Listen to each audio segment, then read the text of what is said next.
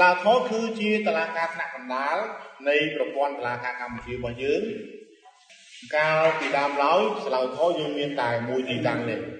ណាគឺនៅរាជធានីភ្នំពេញប៉ុន្តែក្រោយពីឆ្នាំ2018រាជរដ្ឋាភិបាលបានសម្រេចបង្កើតសាលាឧទ្ធរណ៍តំបន់ដែលយើងមានបែងចែករហូតដល់ទៅ4តំបន់បន្ថែមយើងមានសាលាឧទ្ធរណ៍តំបន់ភ្នំពេញយើងមានសាលាឧទ្ធរណ៍តំបន់ព្រះសីហនុ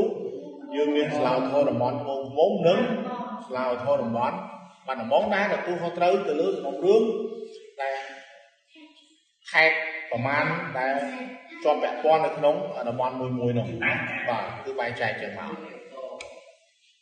អញ្ចឹងសមាជិករបស់សាលាឧទ្ធរណ៍គឺមានសមាជិកពិនិត្យឡើងវិញនៅអង្គហេតុនិងអង្គច្បាប់នៃសារក្រមដែលចេញដោយតុលាការដំបូងណា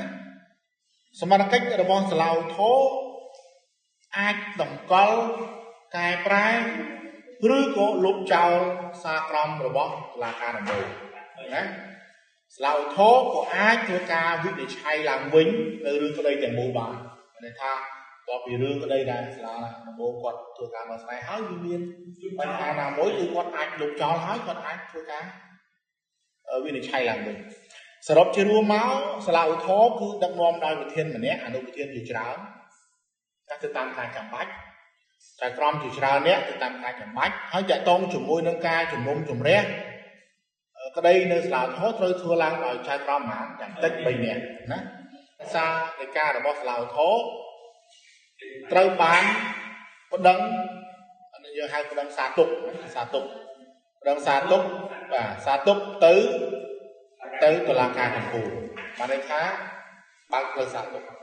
ពីទីណាមួយមិនសុខចិត្តរកសេចក្តីសម្រេចរបស់សាលាឧទ្ធរណ៍របស់សាលាការរបស់សាលាឧទ្ធរណ៍គឺមានសិទ្ធិប្តឹងទៅតុលាការកំពូលណាប្តឹងសារទុកទៅតុលាការកំពូលបាន